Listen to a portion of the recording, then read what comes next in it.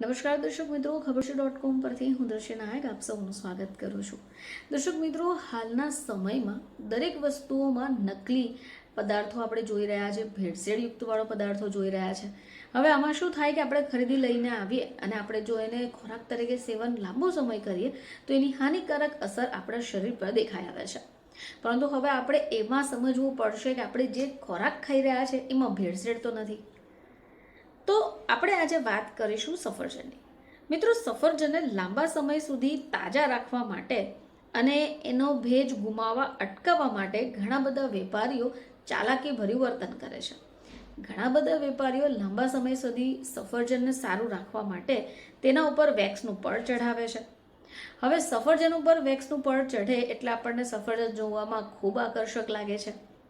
તો આ વેક્સનું આવરણ સફરજનને આકર્ષક અને ચળકતું બનાવે છે, જેથી આપણને ખાવા માટે લાલચ થઈ શકે. હવે એ સ્વાસ્થ્ય માટે હાનિકારક સાબિત થઈ શકે છે. તો ચાલો જાણીએ કે આપણે એ ટેસ્ટ કઈ રીતે કરી શકીએ કે આપણે જે ખરીદીને સફરજન લાવ્યા છે એની ઉપર આ વેક્સનું પડ છે કે નહીં. તો સૌથી પહેલો ટેસ્ટ, તો સફરજન પર ધીમેથી છરી ઘસો.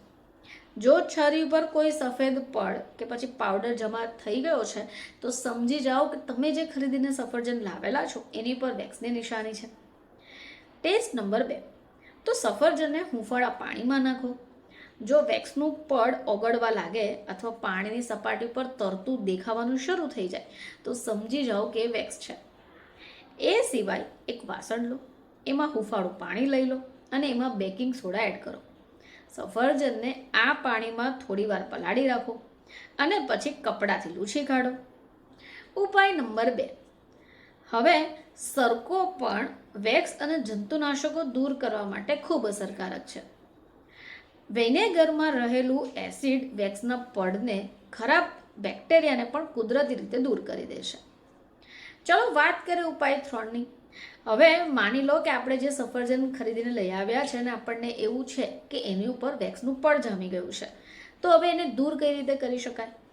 તો અડધા લીંબુ પર મીઠું લગાવી દો અને એને સફરજન પર ઘસવાનું શરૂ કરો.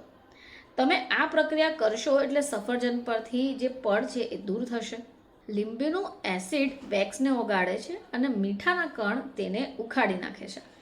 હવે આના પછી પાણી વડે બરાબર સફરજનને ધોઈ કાઢો. ચલો વાત કરીએ સૌથી સલામત રસ્તા વિશે. તો જો તમને વેક્સ દૂર કરવા મુશ્કેલી પડી રહી છે તો સૌથી સારો રસ્તો તો એ છે કે સફરજનને હંમેશા છાલ ઉતારીને જ આરોગવું જોઈએ.